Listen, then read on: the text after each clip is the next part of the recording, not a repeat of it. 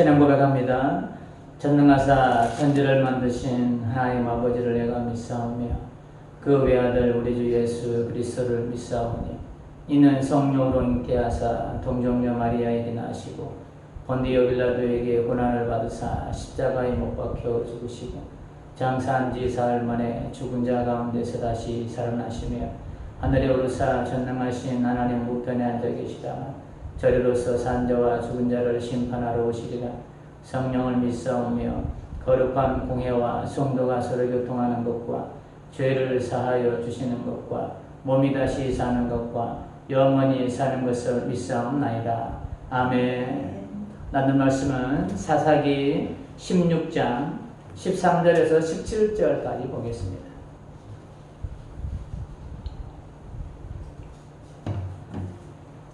사사기 16장 13절에서 17절.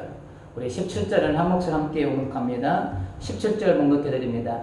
들릴라가 삼손에게 이르되 당신이 이때까지 나를 희롱하여 내게 거짓말을 하였도다. 내가 무엇으로 당신을 갈박할 수 있을는지 내게 말하라 하니 삼손이 그에게 이르되 그대가 만일 나의 머리털 7가닥을 배틀의 날 실에 섞어 짜면 되리라 하는지라. 들릴라가 바디로 그 머리털을 단단히 짜고 그에게 이르되 삼손이여 블레셋 사람들이 당신에게 들어 다쳤느니라 하니 삼손이 잠을 깨어 배틀의 바디와 날씨를 다 빼내니라. 들릴라가 삼손에게 이르되 당신의 마음이 내게 있지 않으면서 당신이 어찌 나를 사랑한다 하느냐. 당신이 이로써 3번이나 나를 희롱하고 당신의 큰 힘이 무엇으로 말미암아 생기는지를 내게 말하지 아니하였다며 날마다 그 말로 그를 재촉하여 졸음에 삼손의 마음이 번뇌하여 죽을 지경이라. 함께합니다. 삼손이 진심을 드러내어 그에게 이르되 내 머리 위에는 삭도를 대지 아니하였나이니 이는 내가 하나님의 나시린이 되었음이라. 만일 내 머리가 밀리면 내 힘이 내게서 떠나고 나는 약해져서 다른 사람과 같으리라 아니라. 아멘. 우리 앞뒤로 인사합니다. 흘러보님의 축복입니다. 함께 갑시다. 자, 오늘 본문 제목을 지난주에 말씀드렸듯이 정신 못 차렸네 라는 제목으로 은혜를 나누도록 하겠습니다. 우리가 계속해서 이제 삼손이라는 인물을 계속 살펴보고 있죠. 살펴보면서 나누고 있는데요. 오늘 본문에서도 여지없이 실망을 감출 수 없는 삼손의 모습을 우리가 볼 수 있습니다. 이번에도 역시 삼손이 실망을 주는 것은 원인은 여자 때문입니다. 여인에게 빠져서 자기의 본분을 잊어버리고 심지어는 자기 정체성까지 상실하고 여자의 곁에서 허우적대고 있습니다. 조금 더 나아가서 하나님께서 순간순간마다 삼손에게 갑자기 임하셔서 능력을 베풀어 주시죠. 그런데 그 은혜도 삼손은 잊어버립니다. 그래서 천명을 자기가 죽였다고 자기의 의를 드러내죠. 내가 천명을 죽였다. 그러면서 이렇게 하나님께서 자신과 함께 하심을 알고도 삼손은 여전히도 자신의 사명을 잊어버리고 오늘 본문에서 또 이성의 유혹을 이기지 못하고 여자와 얽히고 있습니다. 우리가 봉독하지는 않았지만 16장 1절에 보면 또 다른 여인이 등장합니다. 16장 1절을 보면 삼손이 가사에 가서 거기서 한 기생을 보고 그에게로 들어갔다라고 말씀하고 있습니다. 데빌라와 다른 여인이에요. 참 한심한 사람이죠. 이 여자와도 문제가 발생하게 되어서 무차별적 살인을 하게 됩니다. 무차별적. 그러고도 정신을 못 차리고 이제 우리가 잘 알고 있는 들릴라라는 여인을 사랑하게 됩니다. 4절에 보면 나와 있습니다. 이후에 삼손이 소리골짜기에 들릴라라 이름하는 여인을 뭐하매? 사랑하매. 그 유명한 삼손과 들릴라가 나와요. 이처럼 삼손의 삶을 돌아보면 문제의 발단은 항상 여자로부터 시작된 것을 알 수 있습니다. 지금 여자를 빼놓고서는 말할 수 없을 정도로 여자와 삼손, 삼손과 여자, 이 관계는 굉장히 밀접한 연관이 있는 삶인 것 같아요. 어떻게 보면 이 정도 되면 좀 정신 차릴만 하잖아요. 근데 아직도 정신 못 차리고 여자에게 마음을 빼앗기고 있어요. 그런데 보면 우리가 다 봉동은 하지 않았지만 더 한심한 것은 들릴라의 반복된 행동에도 여전히도 삼손은 깨닫지 못하고 있다는 거예요. 우리가 지금 본문 13절과 14절은 이제 들릴라의 유혹의 세 번째 유혹이에요. 세 번째. 그 전에 계속 삼손이 유혹을 넘어가서 블레셋 사람들에게 잡히지만 그럼에도 불구하고 삼손은 빠져나옵니다. 삼손이 들릴라에게 완전히 빠져있을 때 들릴라에게 삼손을 결박할 수 있는 방법을 알아내면 각각 은 1000개씩을 주겠다고 들릴라에게 블레셋 사람들이 제안합니다. 들릴라는 사랑도 받고 돈도 벌고 일거양득이죠. 들릴라 입장에서는 거절할 이유가 없죠. 그 제안을 받아들입니다. 이 제안을 받아들이고 이제 들릴라가 어떻게 했을까요? 삼손에게 이제 자기 형 그러면서 콧소리 내가면서 삼손은 꼬시기 시작했겠죠. 사랑해. 어떻게 하면 당신을 하고 콧소리 내가면서. 그런데 이 일이 한 번으로 끝나는 것이 아니라 여러 번에 걸쳐서 이루어졌습니다. 그러니까 계속 실패하니까 들릴라가 삼손에게 그렇게 말하죠. 15절 보면 들릴라가 삼손에게 이르되 당신이 마음에 내게 있지 않냐 하면서 당신이 어찌 나를 사랑한다 하느냐. 당신으로서 3번이나 나를 희롱하고 당신의 큰 힘이 무엇으로 말미암아 생기는지를 내게 말하지 않냐이도다. 3번씩이나 유혹했는데 삼손이 안 되니까 들릴라가 이제 정면 돌파를 하죠. 들릴라가 저럴 때마다 삼손은 거짓으로 자기를 결박할 수 있는 방법을 알려줍니다. 그리고 이 여인은 그것을 블레셋 사람들에게 알려주면서 블레셋 사람들은 삼손을 잡으려고 달려들었죠. 그런데 못 잡았죠. 중요한 것은 잡고 못 잡고를 떠나서 그 일이 3번씩이나 반복됐다는 거예요. 자, 들릴라가 첫 번째 했을 때에 블레셋 사람들이 딱 잡으러 왔어요. 그러면 삼손 보통 사람들이라면 어떻게 했을까요? 이 여자가 지금 이 사람들과 짜가지고 나를 지금 잡으려고 하는구나. 빨리 깨달았을 거 아니에요. 그쵸? 보통 사람이라면. 그런데 이 삼손은 3번 해도 아직 정신을 못 차리고 있어요.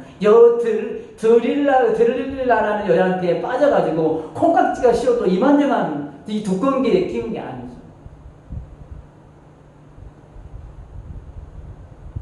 물론 한 분 당하고도 정신 못 차리는 사람도 있긴 있습니다. 삼손 역시도 이것을 여러 번 당하고 있습니다. 들릴라에게 그리고 블레셋 사람들에게. 그런데도 삼손은 정신을 못 차리고 여자의 품에서 호적되고 있어요. 한 번 딱 끝나니까 또 들릴라가 가가지고 그랬겠죠. 애교 부리면서 어떻게 보살맞겠죠. 자, 우리가 한번 가정해볼까요? 가정을 한번 서보면, 내가 삼손의 입장이라면, 우리는 어떻게 했을까요? 좀 전에 말씀드렸듯이, 한 번 딱 당하고는, 이 여자가 블레셋 사람과 뭔 계략을 꾸미고 지금 나를 잡으려고 하는구나. 이렇게 아마 빨리 깨달은 사람도 많이 있을 거예요. 삼손처럼 이렇게 둔한 사람도 있겠지만, 보편적인 사람이라면 그러지 않을 거예요. 그런데 중요한 것은 우리는 이런 삼손의 모습에서 우리는 나의 모습을 볼 수 있어야 됩니다. 이런 삼손의 모습에서. 우리는 TV나 드라마를 보면 재방송하는 드라마를 볼 때 어떠죠? 다음에는 어떤 장면이 나올 것이라는 것을 우리는 대충 알고 있습니다. 저는 야구를 좀 좋아하는데요. 야구를 재방송하면 이미 이긴 경기는 별로 그렇게 흥미가 없어요. 그냥 하이라이트만 보여줬으면 좋겠어요. 거기까지 다 보여주는 게 아니고 하이라이트만. 그런데 라이브 방송은 어떻게 앞에 전개될지는 모르기 때문에 더 재밌는 거예요. 재방송은 그래요. 재방송은 재미없어요. 이처럼 우리는 이 재방송되는 성경이라는 것을 통해서 우리는 결과를 알고 있습니다. 삼손이, 저도 설교를 하고 있지만 삼손이 이렇게 3번씩이나 이렇게 미련하게 굴 수 있는 것이 과연 삼손의 모습일까? 하나님이 선택한 사람의 모습일까? 나 같으면 그렇게 안 하겠어 라고 우리는 하지만 정작 내가 이 성경이라는 정답지를 가지지 않고 드라마라든지 스포츠라든지 우리가 라이브로 본다면 그 다음 장면을 우리가 예상할 수 없는 것처럼 우리는 성경이라는 이 재방송해주는 이 답안지가 우리는 없으면 삼손의 입장에 들어가면 우리도 충분히도 삼손처럼 그렇게 어리석은 짓을 선택할 수도 있다는 거예요.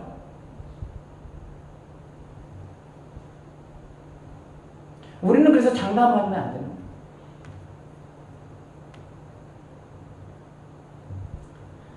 우리 역시도 정신 못 차릴 경우도 많이 있음을 우리는 부정할 수 없습니다.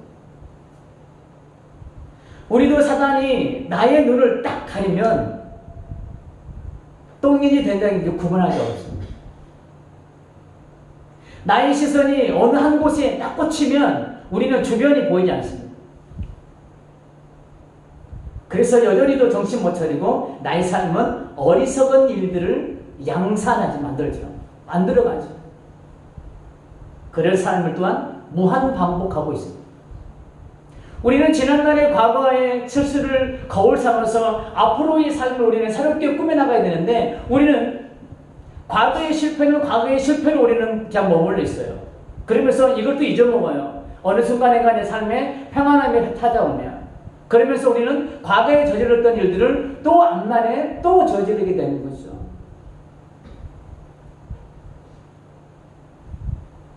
이런 나의 삶이 본문에서도 계속되는 일들이 일어나고 있지만 그것을 깨닫지 못하고 여전히도 여자의 품에서 오적거리고 있는 삼손의 모습과 나의 모습을 우리가 비교해보면 우리는 삼손을 당당하게 잘못됐다, 어리석었다라고 우리는 할 수 없다는 것이죠.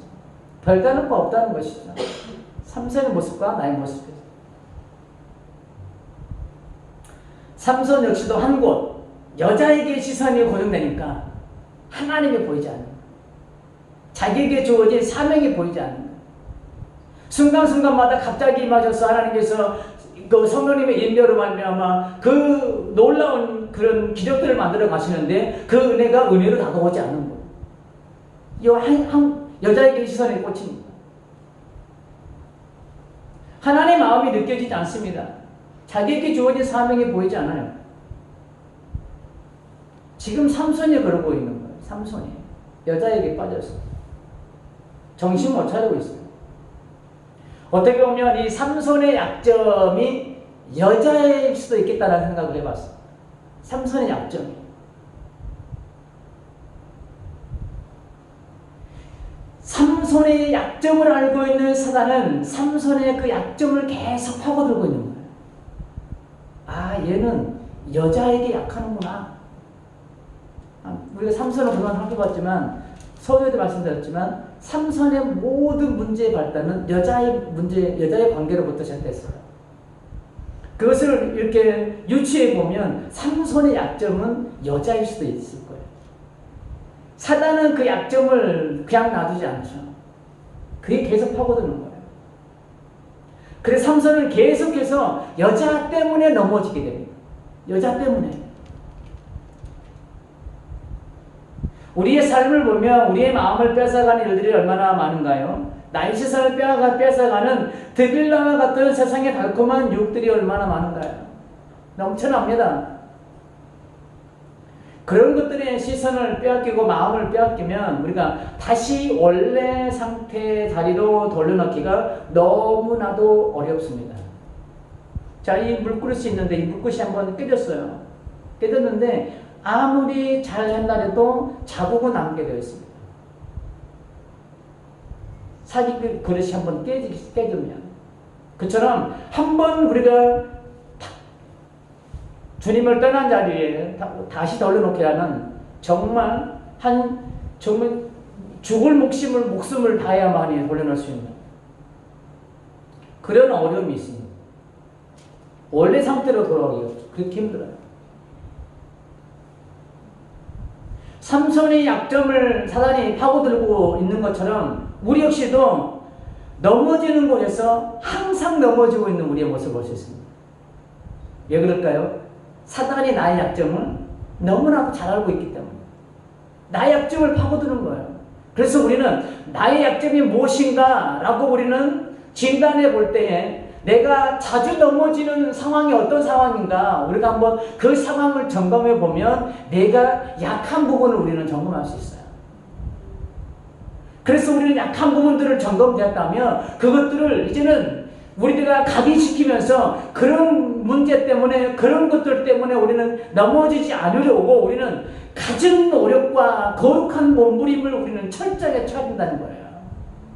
그렇지 않으면 우리는 이 삼손처럼 넘어지는 곳에서 우리는 계속 넘어집니다. 계속.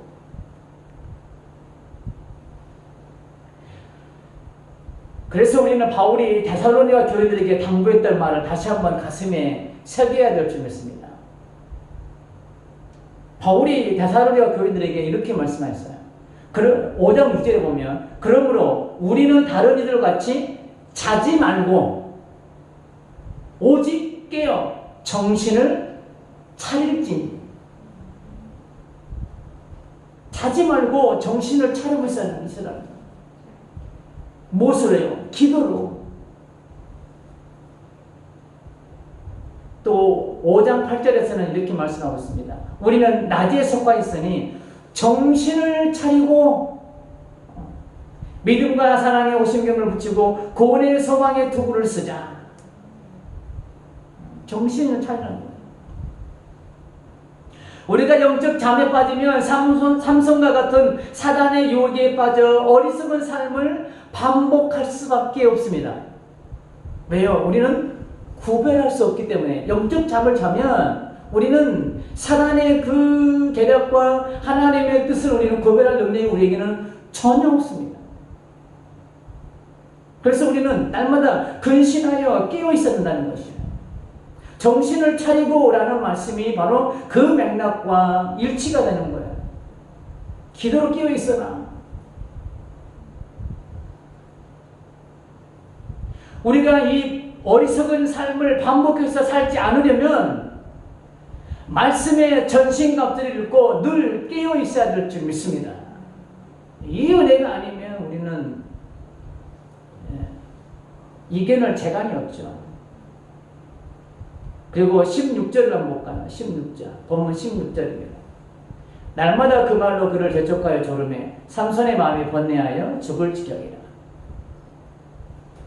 들릴라는 자기의 목적을 달성하기 위해서 몇 번 해보고는 포기하지 않습니다.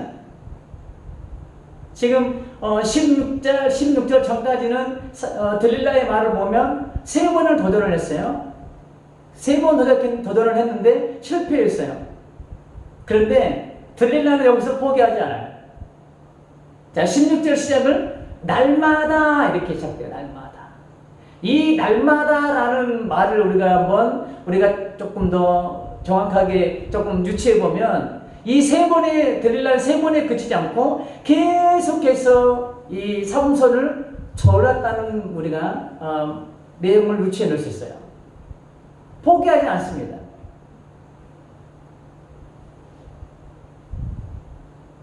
날마다 삼손에게 집요하게 달려듭니다. 그리고 결국에는 들릴라 유혹에 삼손은 걸려들고 맙니다. 자, 17절 한번 볼까요? 17절. 자, 17절 보면 삼손의 진심을 드러내어 그에게 이르되 내 머리 위에는 삭도를 대지 아니하나니 이는 내가 못해서부터 하나님의 나시린이 되었습니다.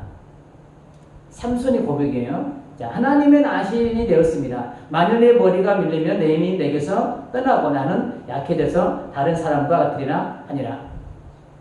삼손이 자기의 자기에 대해서 어떻게 소개하고 있어요? 하나님의 나실이라고 삼손이 고백하고 있어요. 10절짜리 고백을 보면 삼손은 자신이 하나님으로부터 선택받은 사람임을 그는 알고 있는 거예요. 자기는 나신입니다. 그러나 이렇게 철저하게 무너질 수밖에 없었던 것은 하나님의 은혜를 상실했기 때문이에요. 자, 우리가 한번 나는 하나님의 백성입니다. 우리 모르는 사람 있나요? 나는 하나님의 선택받은 사람입니다. 내가 너를 지명하여 불렀나니 너는 내 것이나 이 말씀을 우리가 부정한 사람 있나요? 없습니다. 다 알고 있습니다. 그러나 삶의 현장에서 내가 하나님의 자녀다운 우리가 삶을 살고 하나님의 자녀다운 자긍심과 자존감을 가지고 우리가 살아가느냐 이 질문을 해보면 우리는 이 삼손의 모습에서 우리는 자유할 수 없는 거예요. 나도 당당하지 못하는 거예요.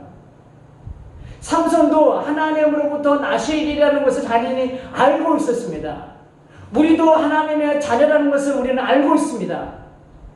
그런데 삼손 역시도 이 삶의 자리에서 철저하게 무너질 수밖에 없었던 것은 하나님의 은혜를 상실했기 때문이고 우리의 삶 가운데에서도 우리가 철저하게 무너질 수밖에 없었던 것은 하나님의 자녀로서의 그런 권세를 누리지 못하고 우리도 하나님의 은혜를 상실했기 때문입니다. 하나님께서는 삼손의 위기의 순간마다 그에게 임하셔서 하나님의 능력을 나타내 주셨습니다. 우리 역시도 마찬가지죠. 우리의 삶 가운데 때때로는 그렇지 않은 경우도 있지만 하나님께서 위기 순간순간마다 내 마음속에 하나님의 말씀을 던져주시고 또한 우리의 삶의 현장에서 기도의 응답들을 통해서 또한 여러 가지 통로들을 통해서 우리에게 하나님께서 말씀하시고 증거들을 드러내 주신 은혜가 있었죠. 삼손 역시도 좀 전에 말씀드렸듯이 위기의 순간순간마다 하나님께서 임재하셔서 하나님의 그 능력들을 보여주고 있었습니다. 그런데 그 은혜를 가슴에 담고 살았다면 지금과 같은 어리석음을 아마 저지르지 않았을 것입니다. 동일합니다. 우리의 삶도. 우리가 하나님의 은혜를 잊지 말아야 할 이유가 바로 여기에 있습니다. 우리가 하나님의 은혜를 던지어야 할 가장 큰 이유가 여기에 있다는 거예요. 하나님의 은혜가 아니면 우리는 삼손처럼 삶의 자리에서 철저하게 무너질 수밖에 없다는 것이죠. 오늘 우리가 내게 베풀어 주신 은혜의 목적이 분명히 있다고 말씀드렸잖아요. 오늘 내가 받은 이 은혜, 오늘 내가 받은 말씀은 앞으로 내가 살아가야 될 어떤 상황에서 이 은혜가 필요하기 때문에 하나님이 미리 내게 은혜를 베풀어 주시고 말씀으로 말씀해 주신다는 것이죠. 그런데 이 말씀이 기억되지 않으면 앞으로 내가 만날 그 상황에서 우리는 돌파하지 못하는 거예요. 무너질 수밖에 없는 거예요. 저는 종종 그런 경험을 합니다. 어떤 경우냐면 하나님께서 설교를 준비하시는데 이 설교를 통해서 내게 말씀하시는 것들이 참 많았어요. 그리고 하나님께서 앞으로 내가 나가야 될 방향이나 앞으로 내가 만날 그런 문제라든지 이런 것들을 설교를 통해서 내게 미리 말씀하신 경우가 참 많이 있었습니다. 지난 금요일 설교 하기까지 제 마음에 굉장히 한 2주 동안 마음고생을 한 게 있었습니다. 너무너무 제 아내한테는 제가 이야기를 안 했는데요. 정말 마음의 홍역을 치를 정도로 그렇게 많이 힘들었어요. 그러니까 제 스스로 그런 거죠. 교회적인 문제라든지 성도님들과의 문제가 아니라 제 스스로에게 이렇게 힘들게 뭐라고 했었어요. 지난주 금요일날 설교 제목이 기억나신가요? 기억상실증. 은혜를 잊어버리는. 그런데 설교를 마치고 딱 무릎을 꿇는데 제 마음속에 네가 기억상실증 아니냐. 내가 너에게 지난날 베풀어줬던 은혜는 왜 기억하지 못하고 지금 그렇게 낙심했느냐. 하나님 그렇게 제게 가슴을 물려주시더라고요. 그처럼 하나님이 저에게 설교를 통해서 늘 미리미리 말씀해 주세요. 동일합니다. 우리 성도님들께도 동일하게 오늘이라는 은혜를 통해서 앞으로 내가 만날 일들, 앞으로 내가 돌파할 그 원동력이 무엇인지를 미리미리 하나님은 항상 말씀해 주신다는 거예요. 그런데 우리가 계속된 반복된 말씀이지만 우리의 삶의 자리에서 우리가 삼손처럼 철저하게 무너지는 것은 오늘 베풀어 주셨던 이 말씀과 은혜를 우리가 기억하지 못하기 때문입니다.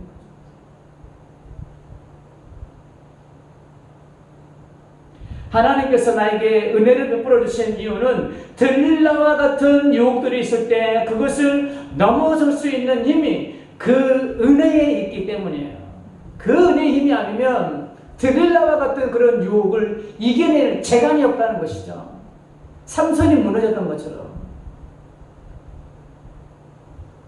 우리는 하나님의 은혜를 배급지 않고서는 들릴라와 같은 집요한 나의 약함을 그렇게 내버려두지 않고 집요하게 파고드는 그 사단의 유혹을 이겨낼 재간이 없습니다. 이 사실을 깨닫고 항상 주님의 은혜를 배우기 위해 거룩한 본물이 많은 귀한 성도님 되시기를 다 되시기를 주님의 이름으로 축복합니다. 그러면 이런 질문이 생겨나죠. 하나님께서 삼손을 선택하시잖아요. 자, 그러면 하나님께서 왜 삼손을 이렇게 계속 그냥 내버려 두시는 걸까? 하나님 그럼 뭐 하시는 걸까? 선택만 해놓으시고 이런 질문이 생겨납니다. 그 나시린의 규례를 보면 머리를 가리지 않는 것만 아니라 나시린의 규례를 지키고 성별과 헌신의 자세를 견지하는 것이 아니에요.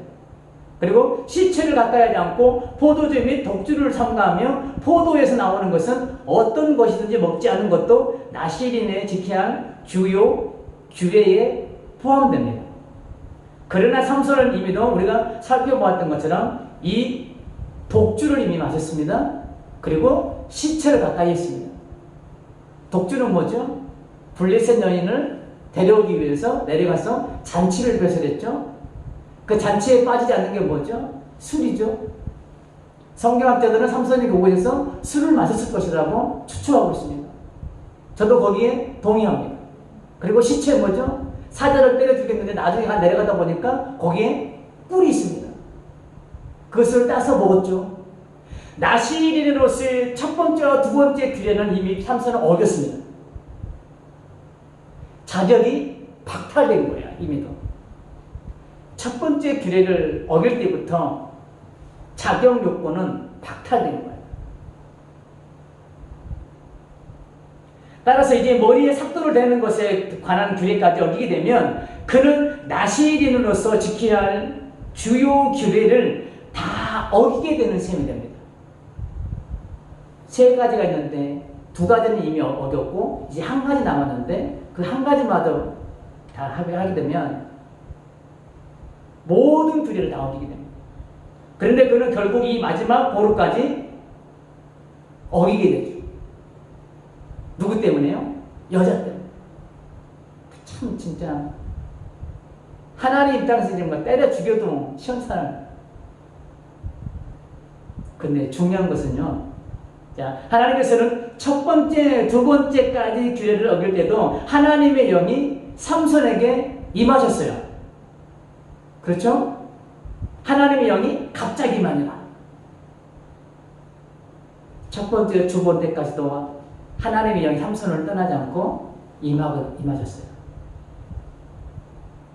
이것을 보면 그래도 하나님은 삼손이 돌아오길 기다리고 계시다는 것이죠. 깨닫고 좀 돌아와라.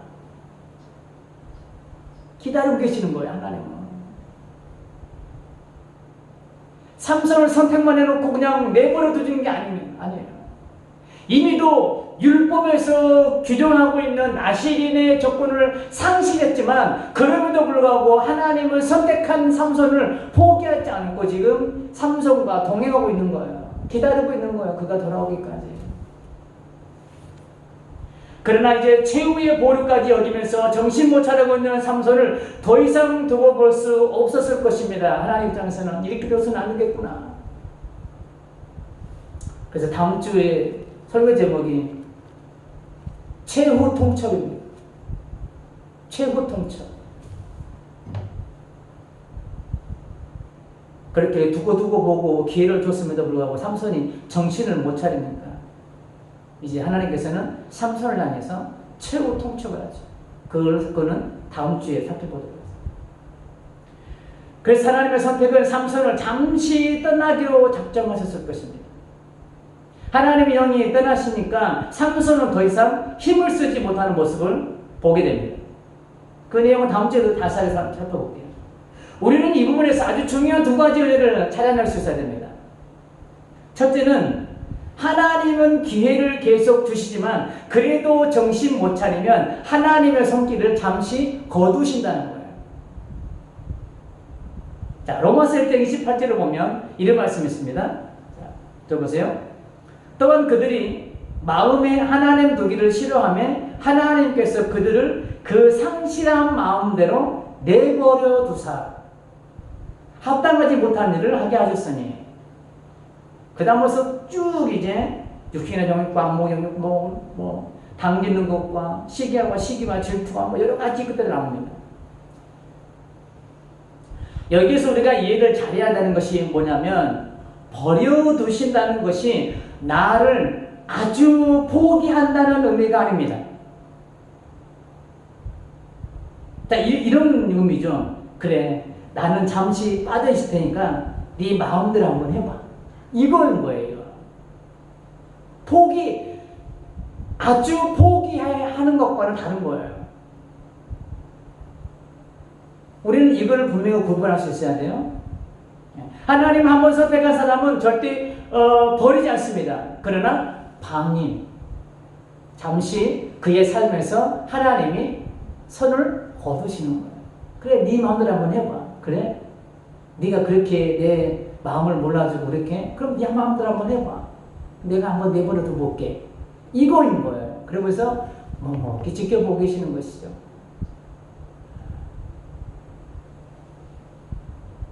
자, 이사야 30장 18절을 보면 이 기다리시는 하나님을 잘 표현한 말씀이 있습니다. 그러나 여호와께서 기다리시나니 이는 너에게 은혜를 베풀려 하시며 일어나시리니 이는 너희를 긍휼히 여기려 하심이라. 하나님은 내가 나의 뜻을 내려놓고 돌아오길 기다리는 분이심을 믿으시길 바랍니다. 절대 우리를 버리지 않습니다.